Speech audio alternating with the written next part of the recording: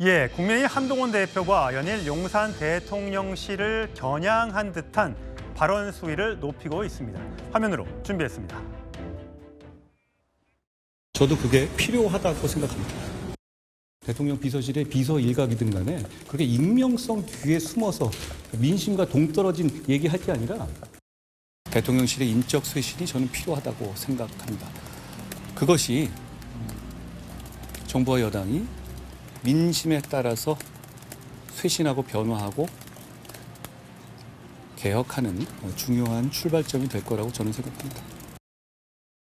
예, 최소영 평론가. 친한계의 만찬 회동 이후에 지난 6일 날 그리고 공개활동 자제 필요하다. 납득할 수사 결과 도이치모터스 관련된 그다음에 용산 대통령실 하에 인적 쇄신이 필요하다. 그 인적 쇄신은 도대체 누구를 향한 목소리인가? 저희가 취재한 바로는 용산에 이 한남동 라인이라는 게 있다는 겁니다. 그래서 친한계에서는 뭐 대통령실을 설득할 단계는 이미 지났다고 보기 때문에 이렇게 어떻게 보면은 조금 더 강력하게 얘기할 수밖에 없다. 한남동 라인 7인방, 뭐 저희는 뭐 이름을 알고 있는 사람들도 있습니다만, 사실 인사권은 대통령의 고유 권한인데 이게 과연 대통령실과의 갈등, 뭐 3차, 4차 윤환 갈등 이렇게는 안 가겠습니까? 지금 한동훈 대표의 발언 수위가 점차 레벨업이 되는 건 맞습니다.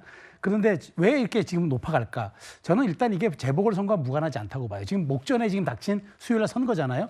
선거라는 게 결국 중도의 어떤 확장과 그다음에 민심을 획득하는 것, 특히나 유권자 이동성을 확보하는 건데 그런 측면에서 한동훈 대표의 저 얘기는 나는 국민 눈높이에 부합하고 우리는 중도를 지향하는 정당이고 국민 목소리에 귀를 기울이는 정당이다. 그 얘기를 하고 싶어서 하는 게 전략적으로 하나 있는 것 같고요. 또 하나는 저렇게 말하자면은 대통령실 인적 쇄신을 얘기하는 것, 그거는 누가 보더라도 사실 대통령 비서실장이나 공식 라인을 얘기하는 것보다는 잘 알려지지 않았고 이른바 이번에 김대남 녹취에서 드러났듯이 몇몇 사람들이 있는 것 같아. 거기에 대해서 이제 분명한 이야기는 이번 선거 이후에 만났던 독대에서 이런 의제까지 포함될 수 있다는 일종의 시그널을 보내는 것 같고, 마지막으로 저는 이런 분석도 가능해요.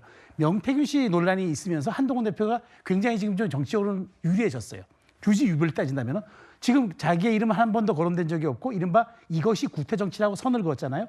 그런 측면에서 함의가 함축된 것이다. 그렇게 해서 지금 이렇게 여론화 작업을 통해서 지금 상황에서 선거까지 이긴다면 정치적으로 유리한 지형을 바탕으로 앞으로 대통령실과 좀 대등한 관계를 풀어보겠다. 그런 속내가 담긴 전략으로 봅니다. 예. 자, 근데 김진욱 전 대변인, 신지호 전략부총장이 있지 않습니까? 점점 요즘에 방송에 많이 나와서 여러 가지 발언 수위를 높이고 있는데 보통 이렇게 친한계 의원들이 뭐 유튜브나 또는 방송에 나가서 먼저 얘기하면 그다음에 한동훈 대표가 그걸 받아서 나도 그렇게 생각한다 이렇게 얘기하는 패턴이 요즘에 나타나고 있는데 신지호 부총장이 지난 11일인가요? 어디 유튜브, 개인 유튜브에 나가서 DJ YS 생각해보면 된다라고 얘기했어요? 이건 무슨 뜻입니까? 그 얘기는 이제 그 당시에 그 YS 같은 경우에는 아들, 또 저 DJ 그 김대중 전 대통령도 아들 홍삼 트리오라는 것 때문에 해가지고 결국은 이제 둘 다 사법 처리의 대상이 됐었죠. 아마 지금 신지호 전략부총장의 얘기는 가족이라고 하더라도 대통령께서 본인에 대한 문제가 아닌 이상은 엄격하게 법적 조치를 해야 된다 이런 얘기를 하고 싶었던 게 아닌가 싶습니다. 신지호 전략부총장 같은 경우에는 한동훈 당대표의 최측근으로 분류가 되는 인사거든요.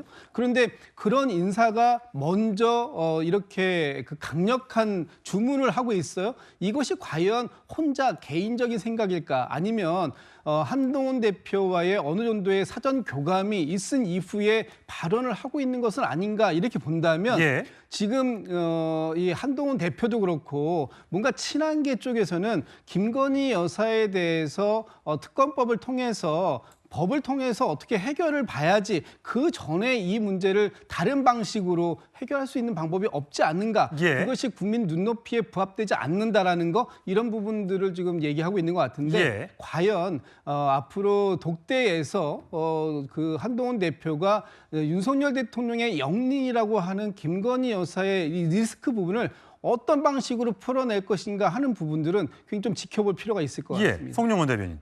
아니 제가 한 2시간 반 전에요. 신기호 전략기획부총장과 그 유튜브를 같이 하고 왔습니다. 그래요? 예. 그래서 제가 오늘 그 주제에 관련돼서 얘기를 한 게 있기 때문에 좀 예. 정확하게 말씀을 드릴 수 있을 것 같은데 그 김영삼 전 대통령이 취임하고 4주년 됐을 때 그 김현철 씨 사건 관련해서 대국민 담화를 합니다. 네. 그때 뭐라고 얘기를 하냐면 저를 더욱 괴롭고 민망하게 하는 것은 이번 사건과 관련하여 제 자식의 이름이 거명되고 있다는 사실입니다. 라고 하면서 진실 여부에 앞서 그러한 소문이 돌고 있는 사실 자체가 저에게는 크게 부끄러운 일입니다. 이렇게 얘기를 해요. 그 당시에 김현철 씨가 무슨 사법 처리가 되거나 수사돼서 구속되기 전입니다. 그런데 그런 소문이 돌고 있다는 것 자체로 부끄러운 일입니다라고 하면서 이제 국민들께 그 사과를 하거든요. 제가 그런 걸 소개를 하면서 이거는 우리가 지금 당사에 걸려 있는 김영삼 전 대통령의 사진을 보면서 김영삼 전 대통령이 정치하던 시절에 그 국민 여론에 대한 높은 응답성을 본받아야 된다. 그런 차원에서 말씀을 드린 것이고 예. 이걸 넘는 얘기는 김진욱 대변인의 좀 과도한 해석인 것 같다. 예. 제가 그런 말씀 드립니다. 두 분의 개인적인 의견을 좀 들어봤습니다.